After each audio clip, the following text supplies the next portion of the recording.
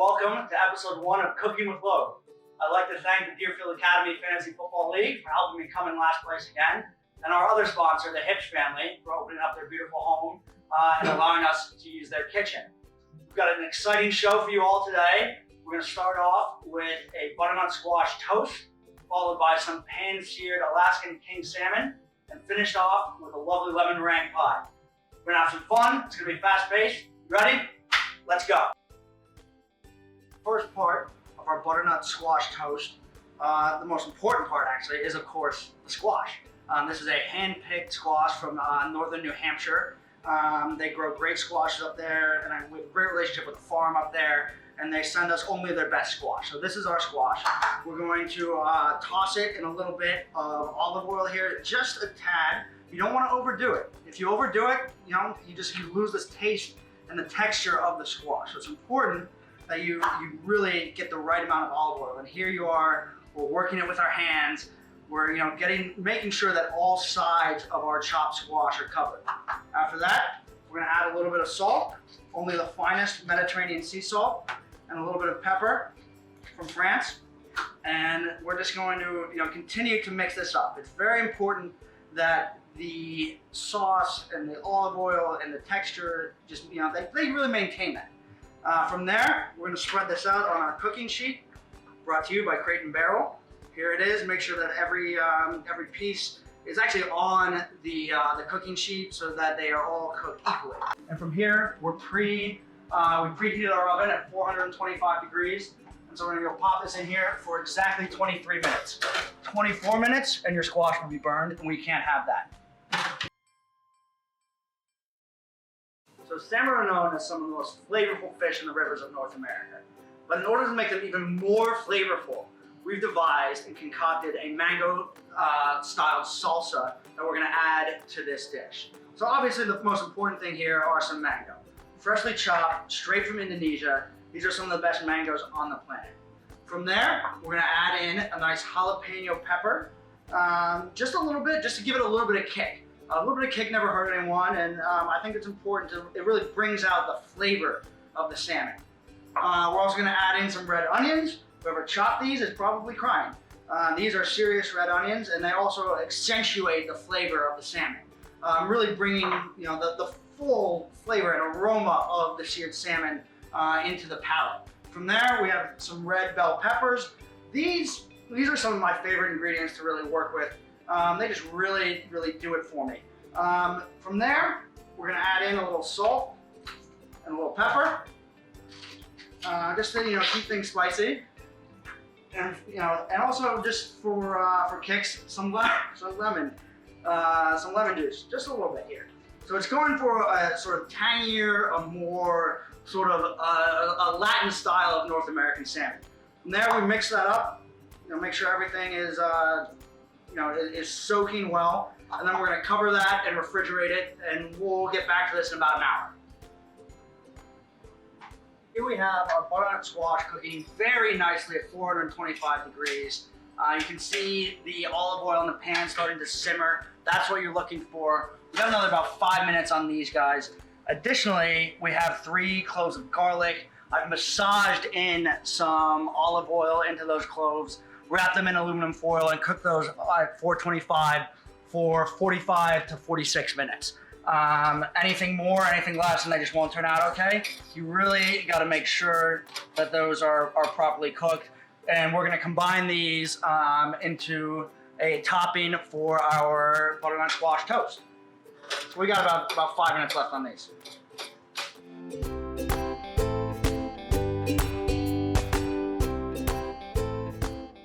There's a common misconception in the culinary industry that toast is the easiest part of any meal, when in fact it is not. Where are you gonna get your bread? What kind of bread are you gonna get? Are you a level 3 guy? Are you a level 4 guy? What if you're a 3.5 guy? Do you pull it out early or do you let it go late? You know what, there are a lot of things that go into toast that people just really don't understand. So for us today, we have a lovely multi-grain out of Vermont. There's some rye, undertones to it. And it's a really great bread. It's family style baked, same generation after generation of bread maker, and these guys have really perfected the art. So what we're gonna do, and trust me, it is harder than it looks. But we're gonna take our piece of bread and we're gonna put it in the toaster. We're gonna select just over 6 on this lovely Black & Decker machine. And then we're just gonna push down. And there we go. Looks simple, but it's not. We're right at minute 45 here, and you'll notice I'm wearing a protective oven mitt. For those of you trying this at home, this is a very important piece of the culinary process. You can never be too careful. Safety should be your #1 concern. If you're just trying to do this, with your hand, things could get ugly. Nobody wants that. So here we are, minute 45, taking out our butternut squash. They look absolutely perfect. They're rightly crisp. Things are looking great. We're also taking out our cloves of garlic. Look at this golden brown. That is just really what you dream of when you think about one of these garlic cloves. Again, the olive oil that has been seeping through them, it's just really bringing out the flavor. The massaged cloves, they're really something. I mean, that's just really quite spectacular.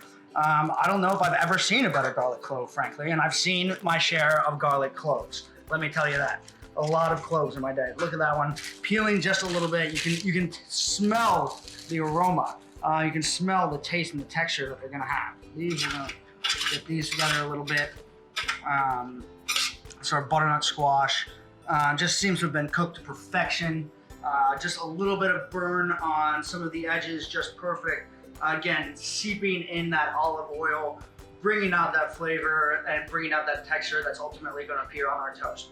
So we're going to put my oven mitt back on because the plate is still hot, and I'm going to take it over here.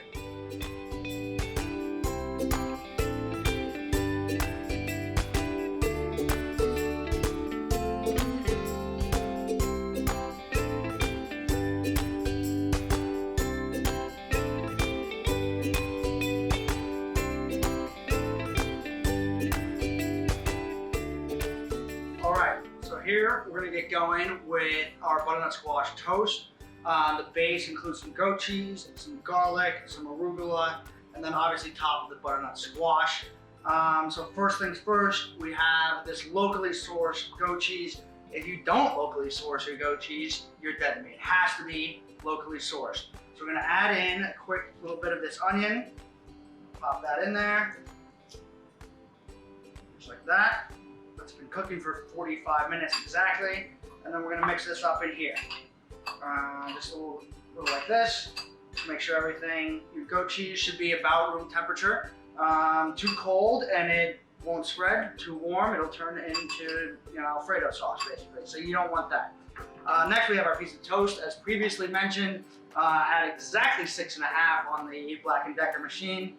So here that is. We're gonna take a little bit of this out, pop it on there, and on we spread. You don't want your spread to be too thick. Too thick of a spread has never been a good thing for anyone, but you also don't want it to be too thin. You should be fully covering your piece of toast and letting that garlic and that locally sourced goat cheese flavor really sink in. Again, if you are not locally sourcing your goat cheese, take a goddamn hike. So here we go. Now that it's perfectly coated, we're gonna add in a little bit of arugula. This has been tossed in Italian olive oil. It's incredibly fresh. I actually just picked it outside earlier this afternoon. We're just gonna put a little bit of that on. It just adds a little bit of texture, a little bit of some flavor, and this is kind of critical for the dish. You don't wanna have too much though. From there, the star of the show, our butternut squash. We're gonna put on a couple of those, just like that. Make sure they actually stay on the toast, unlike I did there. But you know what? Everyone makes mistakes. So here we have a little butternut squash toast, and we finish again with some salt and a little bit of pepper, just to continue to bring up the flavors. What we're gonna do now, since we have a little bit of time, is we're gonna put this in our heating drawer. If you don't have a heating drawer in your kitchen, I don't know what the fuck you're doing. You need a heating drawer. They're mission critical. So here, we're gonna head over here, right into our heating drawer, and this is gonna stay there until we are ready to rock and roll with the main course. Now for the star of the show, the Alaskan king salmon. Now people always ask me, Jackson, what is the key to cooking such a great salmon? Like, how do you do it? What can you tell me? What am I doing wrong? And the answer to that is you just have to have the best fresh salmon. So personally, I prefer to fly to Alaska to catch my own salmon. I went up about 2 weeks ago. I fended off a grizzly bear, had eagles diving in. Didn't matter, I needed that salmon, so I grabbed it with my bare hands and I brought it back here to Darien, Connecticut. So this salmon, it was at least 4 feet long, grabbed it with my bare hands, and it has been in this marinade for exactly 8 days. This marinade is also key, as it's a mixture of lemon, lime juice, a little bit of paprika, and then some salt and pepper as well to finish things off. You can see how tender and how moist this meat is. The marinade has truly sat in. It's really going to be something spectacular when we get it over some fire. Some folks use a timer. I don't need one. So the first thing we're going to do is we're going to coat our pan in a little bit of olive oil. Not too much, just to create a nice texture. Again, add the flavor of this Alaskan king salmon. So we're going to do that. While the pan continues to get hot. From here, we're going to start obviously with the skin down for a nice little sizzle. Bigger piece might take a little bit longer.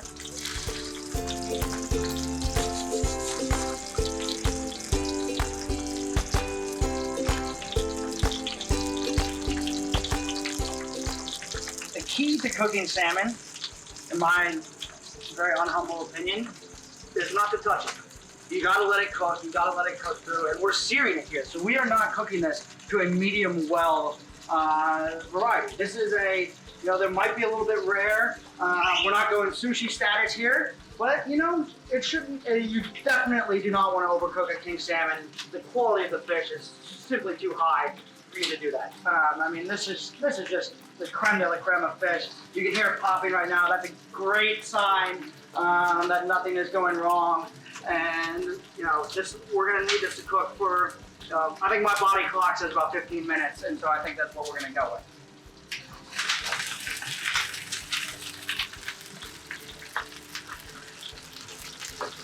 Again, never afraid to add a little bit of salt and a little bit of pepper. It can only help you. Oldest flavors, basically on the planet. The Romans were using these things, so they must be good.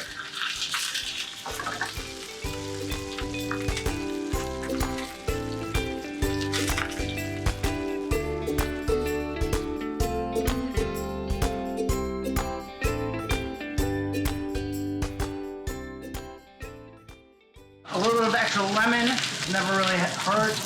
We'll get a nice squeeze on there. Whoa, whoa! A little spice, a little bit of spice. We like that. Can't take the heat, get out of the kitchen, right? After exactly 15 minutes, we have our perfectly cooked piece of salmon. I've never cooked a better piece of salmon in my life. You can see it's a nice golden brown on the top. This one we've already pulled off. Perfectly pink center, just how you want it. Again, we're gonna add in our little mango salsa to continue to bring out the flavor. So I dribble this on top like so, and boom. We have the mango salsa salmon. That's how we do it.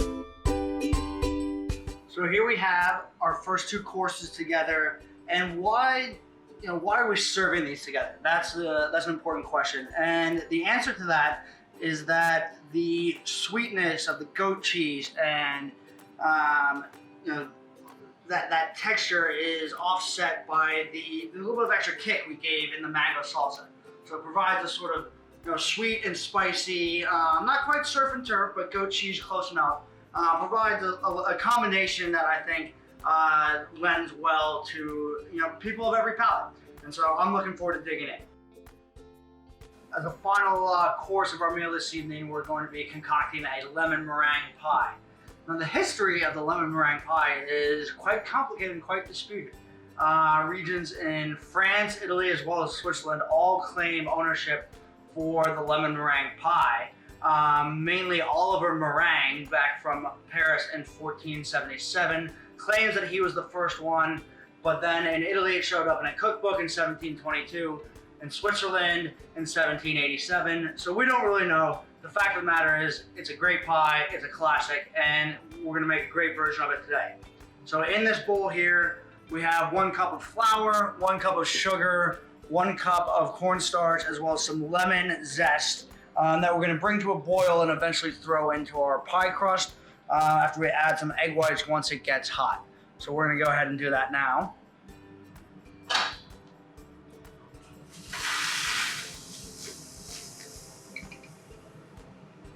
So here we have, we're gonna let this simmer. We're heating it on a low heat. You don't want to crush your meringue here. You know, you can't have that. We have to have butter to improve the texture and the general well-being of the dish. Now, right now it's a little bit sticky, so the butter should add some additional flavor. This is hot. Woo! Serious. Do not mess around with this at home. Butter, we gotta add our eggs as well. Adds to the richness of the dessert, and that's key with something like lemon meringue pie. Richness is really the name of the game. So we're gonna get this over here to a boil. We're slowly working in here, and you know what? This is cooking a little bit faster than it normally does, but that's okay.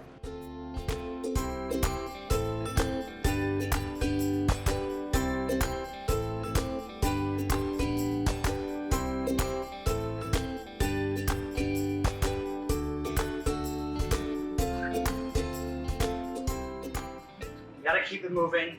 If it gets too congealed, then things have issues.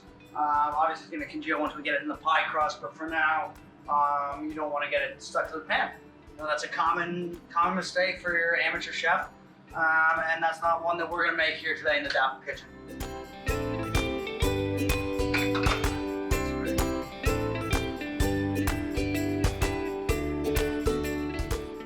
So we've had this on here for a little over 8 minutes. The viscosity is right exactly where we want it.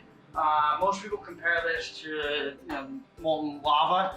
We want it to be slightly more viscous than a lava. We want it to see how it just drips off into the pan here. This is exactly how we want it to be. Easily spreadable. Wow, I think we made the perfect right amount here.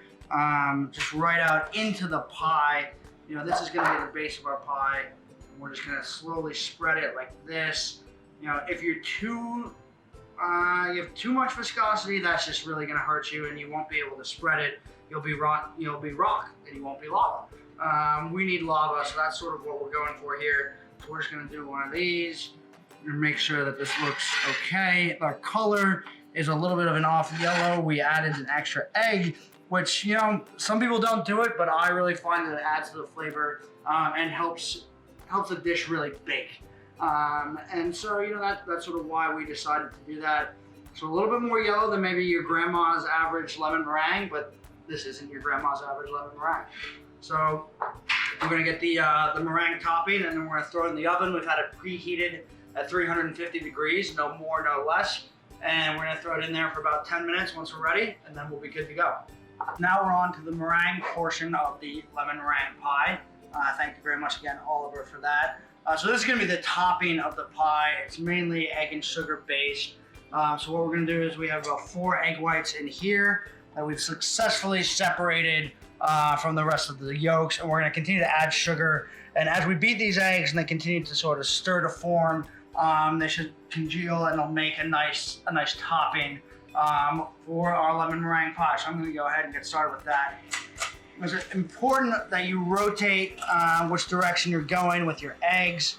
You can't, just keep going clockwise. You got to keep going counterclockwise. Everyone knows that. But you know what?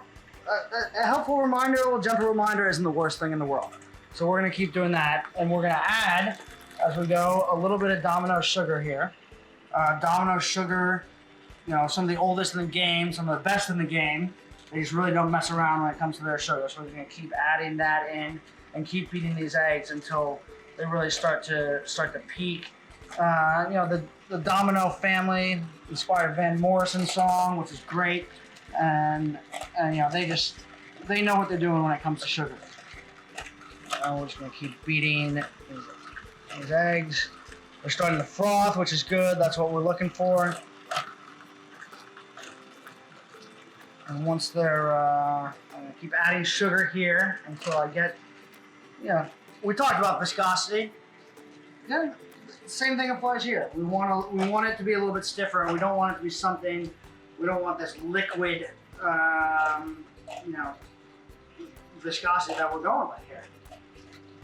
When it comes to beating eggs, it's like beating anything else. You don't want to do it too often, but when you do it, you gotta do it really, really well. And nobody can beat your eggs like you can beat your own eggs. And it's an important part of life and of lemon meringue pie. So, beating your eggs. And these are coming along nicely. We're taking the gear up to 4 here. We might even go up to 5. We're getting pretty close. You can see the change in viscosity here. I might even add in a little more sugar for good measure, just to help us out. And we just gotta keep beating. Left-handed, right-handed, no matter which way it is. You just gotta keep it going. So now that our meringue is successfully done, we're gonna pull it out here and start spreading it onto our pie. You can see how fluffy it is here. That's a good thing. That's really a positive. The more fluff, the better. That's not always true in life, but in our cases here, that's what we're going for. So we're gonna try and make this even right over the entirety of the pie. You want to make sure you have a good spread going. Make sure you have a good spreader. Again, thank you to Crate & Barrel for this lovely spreader. That's really getting the job done for me. And you want to take this all the way to the crust. If you go beyond the crust, you're absolutely hooked. But do not, don't leave it short either. So it's like anything else, it's a risk-reward game. And you got to make sure that you're as fully covered as you can be. So once we put this in the oven, we're gonna wait until our meringue, we need a little bit more here. Our meringue is a nice golden brown in exactly 10 minutes. I almost made it to the crust there. See, playing with fire. This cooking is a dangerous game. So I think this is probably gonna about do it. I'm gonna use our nice clean fingers here right up to the crust and wait for that nice golden brown. So there we are. All right. Because we're smart, intelligent chefs, we preheated our oven, our nice Wolf oven here to exactly 350 degrees. And so we're gonna go on the mid shelf here, and we're gonna let this ride for precisely 10 minutes. Should be good to go. I'm looking forward to it. A nice lemon, sugar, flour dessert. It really cleanses the palate. It can get you ready for bed, or it can, turn up your night. So it's going to be a good dessert for us, and I'm looking forward to it. Here we go. We're going to dig in here with our special pie cutter from the Sharper Image. Thank you very much to those guys, wherever you are, if you're still in business. So we're just chopping in here. You can just tell. Look at how fluffy this is. Look at that. And we're going to try and get it out here.